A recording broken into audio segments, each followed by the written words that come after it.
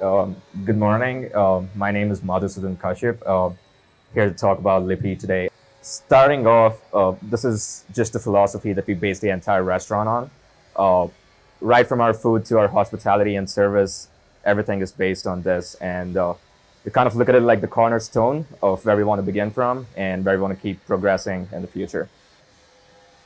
So, as cliched as it sounds, this dream has been with us for like about 4 to 5 years now, and all of us at the core team we're just 24 years of age. So uh, it was a real uphill task. We knew nothing. We were just graduated from hotel school. We went to work in different places. We have about a year of work experience, and then we were like, okay, we know we have something that's real. We have a good plan. We have a good philosophy with this, and we should open a restaurant. And we did, and yeah, dreams do come true. So, Varun and I, our journey began all the way back in 2012 when we joined MS Ramaiah College of Hotel Management. Uh, we met on the first day during orientation. We became really good friends. And then we started going to competitions and stuff, and we knew we had similar ideas and stuff like that. So, started discussing more about it, found out we had more things in common. And then that ideation process began somewhere around 2014, 2015.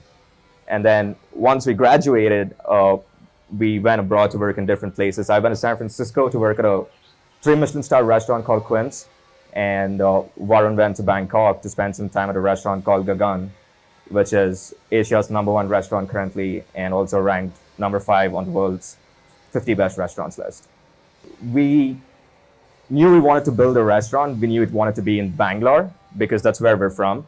We wanted to build a restaurant that represents the city, also contribute something to it, and maybe also put us on the national dining or scene, whatever, like the national dining scene. So we had 3 locations in mind. We had Indranagar, Sadashiv Nagar, and Koramangala. So, but we really knew we wanted to be in Indranagar, so we started looking for places, walked around Indranagar for around 3 days, and then we really didn't find anything which was fitting within our budget. So we still just kept looking, and then we are almost given up. We happened to stumble across this plot there. We were really happy with the location. It's in a beautiful street, and we just felt that this was the perfect place to open a restaurant like this. We just had an architect, and we blindly trusted her and just kept following whatever she said. But we knew how the design wanted to be. We always wanted to have this 14-seater restaurant which could, help us cater to each guest very individually and create a unique experience for them. It's again, we only take 14 reservations a night, and it's through reservations only. And it's a really fun place to come in. You have all different kinds of people coming in. There's a lot of interaction happening. It's hospitality versus service. There's a worrying trend that I observe where hospitality or service has come down to just being able to welcome you and being able to take your order down correctly. Like the human element of it is missing. Any restaurant that you go to, you just, yeah, you're just there, you order something, you get it, you're gone. Maybe you like the food, you didn't, but like, did you really have an experience there? And that's what we wanted to bring into Lipi from the hospitality side of it. Making or creating a world where a guest comes in for 2.5 hours and forgets everything else that's happening in their life. We wanted to create that magical place where they come in and just have a really, really good time. We really want to bring in that human element to it, make people feel warm, comfortable, and, make it a nice spot for people to come in and just exchange ideas or whatever. I'll just hand it over to Varun to take you through the next. So, Madhu explained to you about how the restaurant is about dining with different people on the same table, which you don't see often.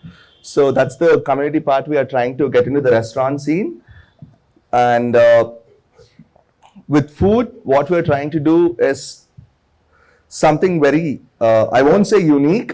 People have been doing it for generations, but we have forgotten about it completely. So the first philosophy or the thought we based the food at Lipi is about terroir and eating habits. Terroir meaning the place you are in, and eating habits are is the culture that you're grown up eating some really basic things in life. I spent this time in Gokarna. So it's a coastal town in Karnataka, if you all know about it. Yeah. So, so this place has this tribe called Halaki tribe. And what these people do is grow vegetables for a living and nothing else. So they grow vegetables. Every morning they come to the market, they sit on the road, and every person in the town goes to them and buys the produce. If a small town like Gokarna had this concept of sustainability, if these people, these small town people can think about something so unique and something so noble, why can't we? So that's one thing we wanted to really bring into Bangalore's dining scene. So right now we are working with a couple of farmers in Bangalore, one being a farm called Slow Farm, and a couple of other farmers who are our neighbors also, who supply the best produce you can find in Bangalore. And the second thing we base food at Lipi is, what does memory taste like? We eat a ice lolly, and we always go back to our childhood memories and say, oh wow, this is so good, I used to eat it in my school or my childhood. But we never think about that when you go to a restaurant, right? Do you really see something that really evokes the sense of nostalgia anywhere? No, you don't. So that's one thing that's really important for Lipi to do. So what we try to do is, we talk to a lot of people to take in their ideas of food, their philosophy of food, and we try to take in techniques, different ingredients, the way they've eaten their food, and the way they grew up seeing different things evolve. So we take these ideas and put them in a format where we can represent it at Lipi. The third idea about food at Lipi is about the roots, going back to our basic senses.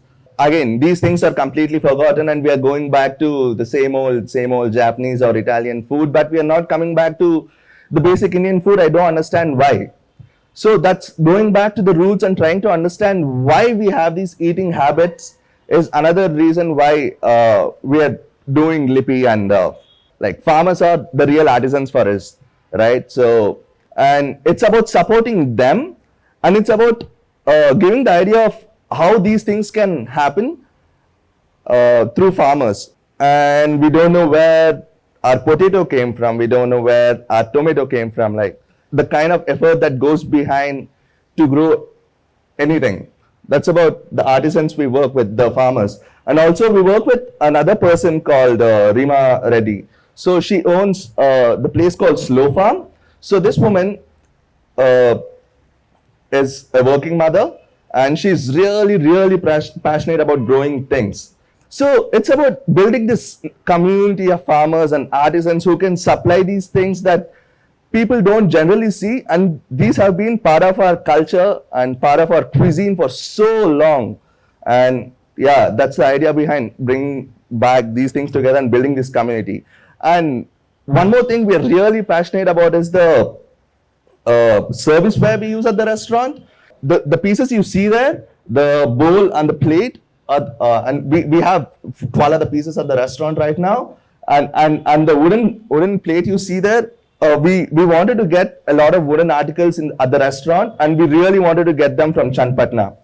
So Chandpatna is known for a lot of toys and whatnot, but nobody knows, or nobody would have thought we can go there for hotel serviceware. So we went there, we met this guy, Suhail. So he made some great service pieces. And yeah, it's about, again, we are someone who didn't know about these things that can exist in Bangalore. Now we took a step forward and said, see, this is what we have in Bangalore, and we can do this. We can do this. We can build a community around restaurant. So the whole ideation process is to eat mindfully, to know what you're eating, to know why you're eating, and to nurture yourself, nurture your soul when you're eating. And if the diners at Lipi change for good with the ideas we try to put into our food, our service, our hospitality, we'd be a happy family. That's about Lipi, guys. Thank you so much. We have a 12-course menu right now. When a diner is at Lipi, he's sitting there and he eats a bite. he immediately we have had 60 diners till now in a month, and everybody says, oh yeah, I had this somewhere. Yes, I had this somewhere, but they don't know that where, right? So it's about connecting these dots in your mind. And the second thing would be taking inspiration from a lot of curries. Curries is me, so all the bites you see in the restaurant are based on some curry from some part of the world, but in a way that we haven't seen it or we haven't thought about it. So once we start the meal, we have three bites which start with the key elements of the cuisine called sweet, sour, bitter, tang, and I told you that, right? Uh, so this is to evoke the sensory feeling in your mouth, and then we progress on to fresher courses, and then we go on to heavier meats, and then we end with desserts. So every dish has an ingredient that Bangalore hasn't seen before. Every dish.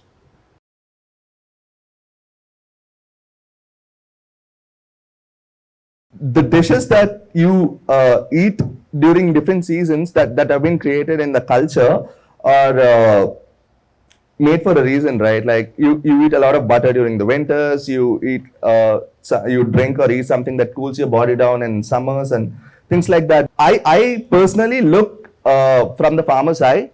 These farmers are getting affected about not being able to grow what they want, right? And they're struggling, like small farmers are struggling. So it's definitely bad for the dining scene, first of all. And in nutrition wise, it's a lot of chemicals, like we all know, it's a lot of pesticides. Like, how is it good for our body? Only if we turn back and say yes to organic produce, people who grow things in a smaller scale. Yes, it's very sad that it's expensive because of the process they go through to grow these things, but we need to encourage these people, and we need to move forward and set a foot down to better way of living, to eat mindfully. So everything at the restaurant is seasonal, and we have a patch of land on the outskirts in near Vartur. So we grow everything that's seasonal there, and also like I said, we have two farmers who supply the produce for us, and they grow only seasonal ingredients. Yes. Whenever people talk about sourcing organic produce from a farmer, bringing farm to fork ingredients to the restaurant, yeah, like a lot of middlemen are involved. We wanted to eliminate the middlemen completely, right? And that's when we decided we need to have our own patch of land. We're still trying to establish this community of people. I mean, right now we have only three, but I am in talks with a couple others from I already spoke to a farmer in Gokarna, and we want to get ingredients from him, so no middleman there. And I want to go to Odisha, like this border town in Odisha to Andhra Pradesh, and they also I'm also in talks with a guy there who is really passionate about sending his ingredients to us. One thing that happened when we were ideating the restaurant was we wanted to build a 30-seater restaurant, like proper multiple tables, white linen thing. And then we actually realized we're nobodies in the industry. So this idea slowly started growing, and it just made more and more sense. Uh, right now, we're a 14-seater restaurant. It's also because of a few constraints that we faced, but we took those negatives and turned them into positives. And we're really happy working in the space we are right now. And every day going in is a joy. But yes, we would like to expand to it because we just want to get more people aware of what's happening and also really contribute a great restaurant to the city. It means script or writing. So one day Varun and I were sitting in Gokarna. We were a little drunk, and then like, we need to come up with a name for the restaurant. We kept thinking what best describes us, and what we were doing felt very new. If you take even like national dining culture, there are a few restaurants which do tasting menu formats and everything, but this sort of communal dining, limited reservations, a very exclusive experience, and also representing Indian food in a way that's never been done before with restaurants. It all seemed very new, and we all speak Kannada, so like this name was in my head, and we were like we haven't stumbled upon it, and then we were like this makes perfect sense, so we decided with Lipi. Yeah. I'll just talk a little bit about it and then hand it over to Warren, who can speak about it best. We're not serving any seafood other than dried Gokarna prawns in the restaurant currently because we don't want to bring in seafood from Mangalore or Lipi or something every day. So that's just one of the philosophies that we really want to bear in mind when we were building this restaurant. But he can elaborate on it very well. Yeah. Yeah, that explains that we are reducing the carbon footprint as much as possible, though it's not completely avoidable at the current scenario. But coming back to our other restaurants making a conscious effort to do it, I don't think so. It's just not about the restaurants taking a step to make a change about the carbon footprint scene. It's also about the diner. To understand that we need to dine locally, we need to understand what we're eating. It's about the diner also. It needs to come from the general mass, yeah. Certain things taste better when they're eaten where they're grown. And we really need to start embracing that and start accepting our own ingredients. We don't need asparagus and truffles and things like that every day in our cuisine. We have done too. Very local, organic stuff that you see in everyday markets, but nobody would think of putting those things in a restaurant. Like, why not? There's potatoes in every restaurant. We don't have potatoes in our restaurant. So certain dishes take a week. So on certain dishes, we use some powders and crumbles. So we make a mushroom powder, tomato powder, and some pumpkin dust, curry leaf powder, and a lot of dried stuff. So we start a week in advance to say if I have to make a meal today, I would have started the last Sunday. And few dishes take 3 days in advance. Like we do a pulled lamb course. We have a tomato dish on the menu, which takes half a day of my time. Like I just do this and my fellow cook does the other stuff. So things like that, the preparation time varies. And also one more thing that we implemented while opening this restaurant was a system called ticketing. So it's just basically like how you buy a ticket to a movie and go see it. And we did this so that we had information beforehand of how many people we were expecting and how we could prepare for it. And more importantly, reduce wastage. So we get the information and we prep only for so many people. Even if we have to put an all-nighter, that's what we do. We finished at 3 a.m. in the morning today. So there are nights like that, but it's worth it. And yeah.